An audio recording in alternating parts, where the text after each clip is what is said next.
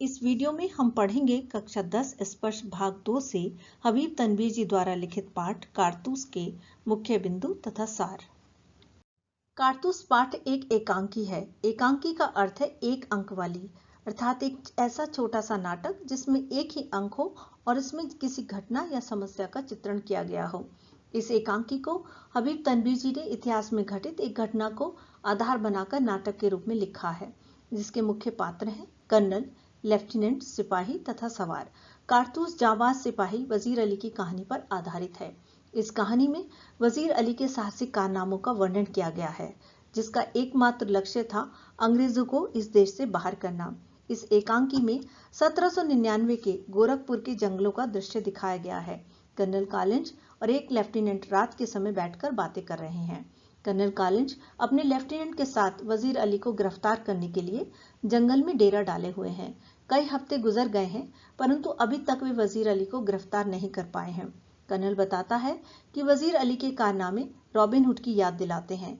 इसी प्रकार robin hood भी जंगलों में घूमता रहता था, पर किसी के हाथ नहीं लगता था। वजीर अली अवध के शासक आसिफ उद्दौला का पुत्र था। सादत अली वजीर अली का चाचा और आसिफ उद्दौला का भाई था। आसिफ उद्दौला के जब तक कोई संतान नहीं थी, तब तक सादत अली के अवध का नवाब बनने की पूरी संभावना थी। लेकिन अब वजीर अली के पैदा होते ही उसका सपना टूट गया। उसे अपनी नवाबी खतरे में लगने लगी, अतः उसने वजीर अली की पैदाइश को अपनी मौत समझा। वजीर अली ने अवध पर 5 महीने ही हुकूमत की थी। इन 5 महीनों में वह अवध के दरबार को अंग्रेजी प्रभाव से मुक्त रखने में लगभग कामयाब हो गया था। वह अंग्रेजों का दुश्मन था और अंग्रेजी फौज भी उससे खौफ खाती थी। सादत अली बहुत ही ऐश पसंद आदमी था। उसकी नजर अवध की सत्ता पर थी, जिसे हथियाने के लिए उसने अंग्रेजों का सहारा लिया। अंग्रेजों को अपनी आधी सल्तनत तथा 10 लाख रुपए नगद देकर वह अवध के तख्त पर आसीन हो गया, जिससे अंग्रेजों को आर्थिक लाभ हुआ और वे वजीर अली को शक्तिहीन करने में कामयाब हो गए। वजीर अली को उसके पद से हटाकर बनारस पहुंचा दिया गया और उसके लिए 3 लाख रुपए सालाना वजीफा तय कर दिया गया। लेफ्टिनेंट कर्नल को बताता है कि वजीर अली ने अफगानिस्तान के शक्तिशाली बादशाह शाहजमा को हिंदुस्तान पर हमले के लिए निमंत्रण दे दिया है।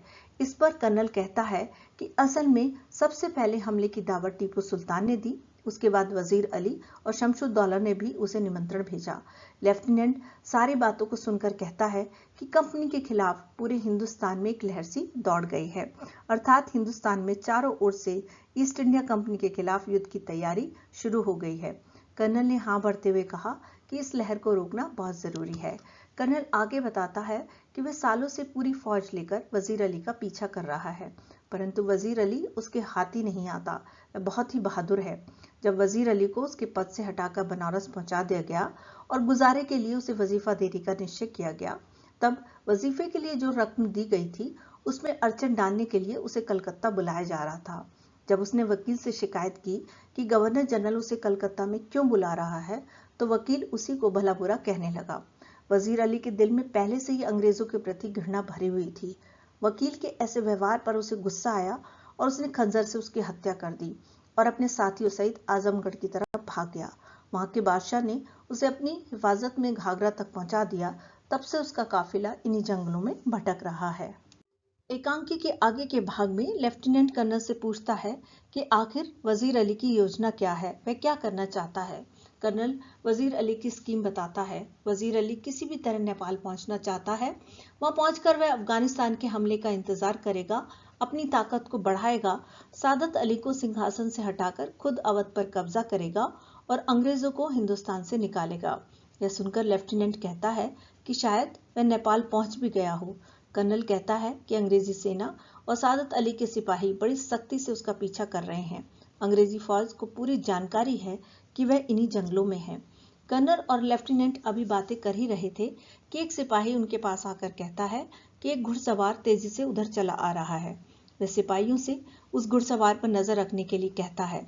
उसे लगता है कि यह सवार जरूर ही वजीर अली का कोई आदमी होगा, जो इनाम के लिए उसे गिरफ्तार करवाना चाहता होगा।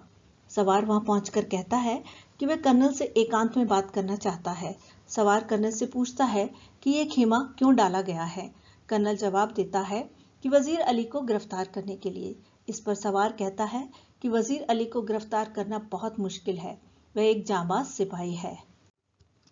सवार कर्नल से वजीर अली को पकड़ने के लिए कारतूस मांगता है। जब वह कारतूस लेकर जाने लगता है तब कर्नल उससे उसका नाम पूछता है तो वह बताता है वजीर अली और कहता है कि कर्नल ने उसे कारतूस दिए हैं, इसलिए वह उसकी जान बख्श रहा है। सवार घोड़े पर बैठकर चला जाता है। उसकी बहादुरी को देखकर कर्नल हक्का बक्का खड़ा रह गया।